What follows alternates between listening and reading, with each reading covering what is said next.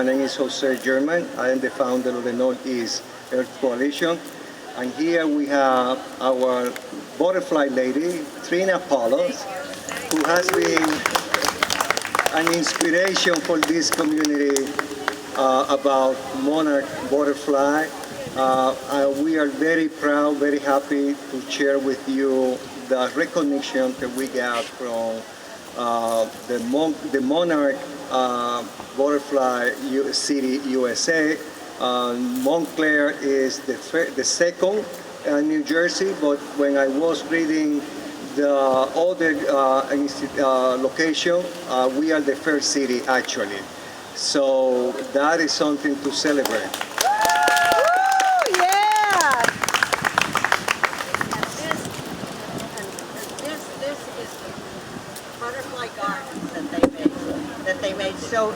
So beautifully. This is a whole wonderful thing. And by the way, I found out this is National Bee Day. So it's another pollination. Okay. And with us is today Bill HURLOCK, our deputy mayor and councilor from the first ward, and he will be reading the proclamation from the township, which is a beautiful document.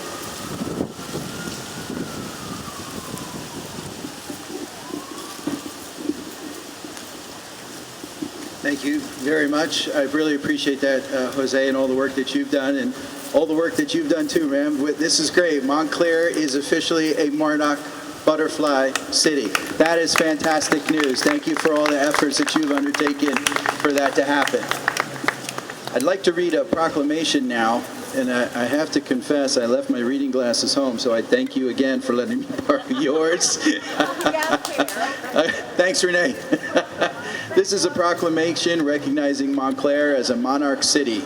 Whereas the monarch butterfly is an iconic North American species whose multi-generational migration and metamorphosis from caterpillar to butterfly has captured the imagination of millions of Americans.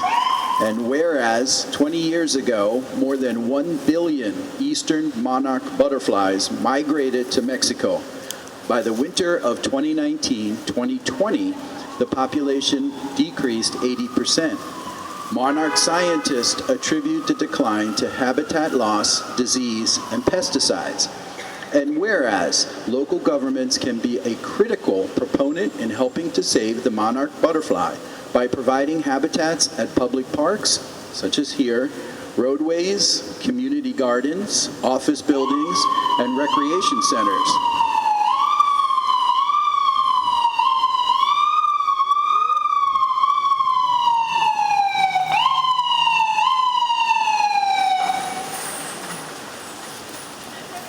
Thank you, Montclair Ambulance Unit, for celebrating the Monarch City Butterfly. And I didn't lose my place here. In addition, schools, homes, churches, and businesses can provide essential habitats for monarchs too. And whereas simple changes in landscaping practices, including planting native milkweed and reducing pesticide use, can make a significant difference for the monarchs. And whereas creating healthy habitats and educating citizens will benefit other pollinators that need our support. And whereas in 2008, the Township of Montclair was certified by National Wildlife Federation as the first community wildlife habitat in New Jersey. Again in 2020, Montclair became the state's host town for the Northeast Pollinator Pathway Project in partnership with the Northeast Coalition. Thank you. Montclair is making major strides in the preservation of monarch butterflies, whereas be it resolved by the Township of Montclair hereby pledge to help restore habitat for the monarch butterflies and encourage our citizens to do the same so that these magnificent butterflies will once again flourish across our state and the continent. Now, therefore, the mayor and the council of the Township of Montclair hereby proclaim Montclair as a monarch city on August 16th, 2022, and proclaim Monarch Butterfly Week starting August 15th, 2022 through August 21st, 2022. And I'm proud to present this on behalf of the mayor and my township colleagues and all the work that you've done to make this happen. Thank you so much. Thank you. Thank you, HURLOCK. Oh my God, no, it's great. It's great to have you here today. It's great to be here. Thank you. Yeah. Do you need these back, by the way? Yes, I do. Thank you. So we achieved that because so many people in this community has been supporters of the Monarch butterfly. But everything started here with this beautiful lady next to me, Trina. She was the inspiration. She was the person who inspired me when I moved to Montclair 22 years ago to work with the butterfly. So Trina, we crown you right here in this park with this tiara. So something that you want to say to them? I think it's wonderful, thank you, because it's not just, it's an honor for the monarchs, and we're down even, I've heard 90%. It's really pretty sparse. And the milkweeds weren't doing so well. So I'm very grateful for that. And I used to carry around to the farmer's market, cups that I would recycle from the various trash bins around Montclair, the plastic ones with the, I have one over there that you can see on my table. So you can see what happens because the little caterpillars, when they're ready to become butterflies, will crawl to the highest place they can get. And if it's one of these cups, they climb to the lid, and you can see it happen, and they're deep enough for them to come out and be ready to fly in a couple of hours. So I would carry around a basket and give it away to people, give them away so that they would, and if I had a caterpillar that was big enough that I could supply enough milkweed, I would give the big caterpillar because it's exciting to see them go into the chrysalis as it is to come out. It's such a wonderful, wonderful experience for people. And in recent years, of course, many people have come to me as adults who were given these things as children. That's kind of wonderful to see it pass from one generation to another like that. So I'm very grateful for that. Thank you, my dear. Thank you.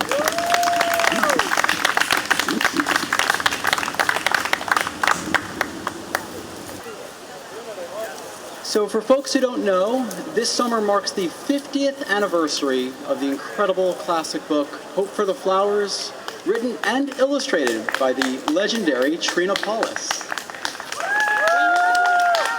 Queen of the Monarchs, as some people may know her. Look, she's got the 50th anniversary edition. Look at that big, beautiful 50 on that cover. Thank you, Trina. And so this is the 50th anniversary. And on a personal note, this book found its way to me on its 10th anniversary. So I've now had this book in my life for 40 years. And it shaped who I became, and it made me want to make the world a better place. And I know this book has had that effect on countless others. It gives a whole new meaning to the term butterfly effect. All the ways that you've shaped the world, Trina, and made it a more peaceful place. Thank you for all that you do. What a privilege. So we're going to do just a short reading of a part of the book here, and we're going to do it in English and then Spanish and Korean, because the story is truly universal. And I will just start it in English here with chapter 1. Once upon a time, a tiny striped caterpillar burst from the egg, which had been home for so long. "Hello, world," he said. "It sure is bright out here in the sun." "I'm hungry," he thought, and straightway began to eat the leaf he was born on.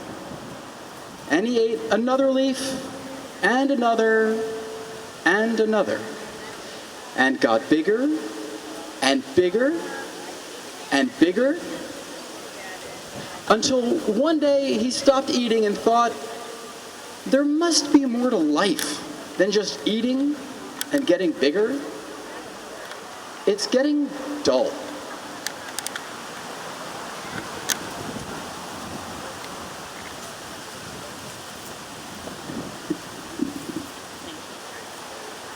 Entonces, Rayita se bajó del árbol amigo, que le había dado sombra y alimento. Buscaba algo más.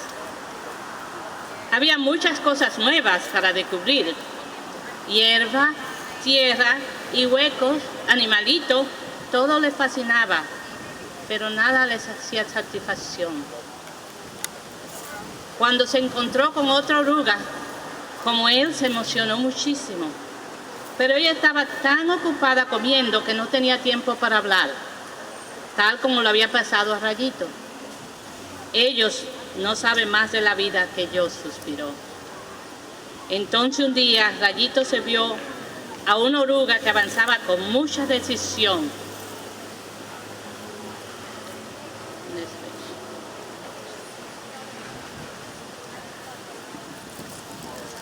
그들이 어디로 가고 있는지 궁금해서 주위를 둘러보니 하늘로 점점 치솟고 있는 커다란 기둥이 보였습니다. 호랑 애벌레는 그들 틈에 끼어들었고 놀라운 사실을 알게 되었습니다. 그 기둥은 꿈틀거리며 서로 밀고 올라가는 애벌레 더미, 말하자면 애벌레 기둥이었습니다. 애벌레들은 꼭대기에 오르려고 길을 쓰는 것 같았습니다. 그러나 꼭대기는 구름에 가려 있어서 그곳에 무엇이 있는지 호랑벌레는 알 수가 없었습니다. 호랑 애벌레는 새봄에 물이 오르는 나무처럼 새로운 흥분을 느꼈습니다. 그래, 어쩌면 내가 찾으려는 것이 저곳에 있을지도 몰라. I think that's all I need to read. Thank you, Trina, and everyone who gave me this opportunity. I just feel very special because I had this book growing up back in Korea. I was born and raised in Korea, and my parents read this book, my sister read this book, and I read this book. And I moved to the States in 2015, moved to Montclair in 2020 without knowing that the author lives here and there's an event like this. It's a coincidence, but I felt pretty special and magical, and thank you again.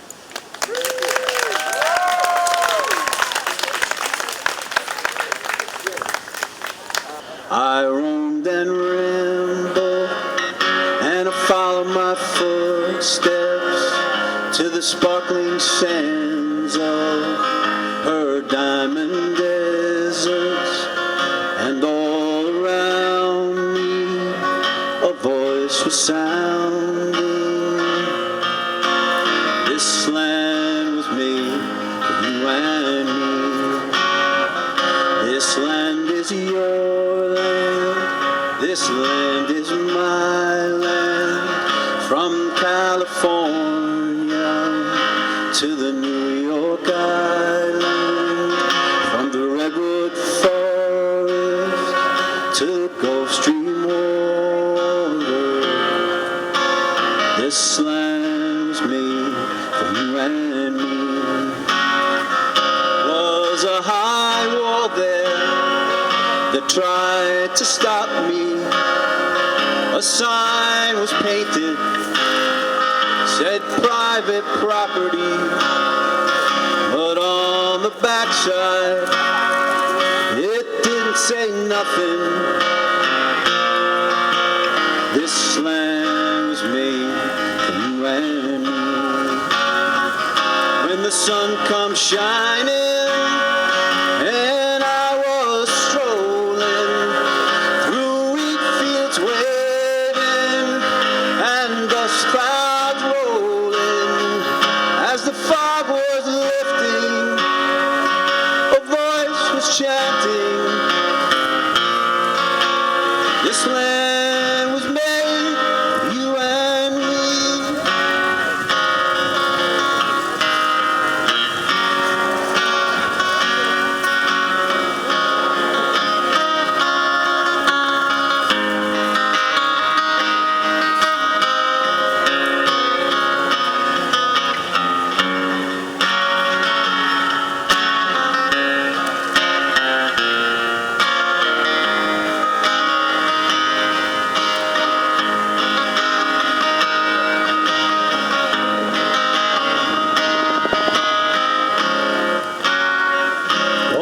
bright sunny morning, in the shadow of the steeple, by the relief office, I saw my people as they stood hungry.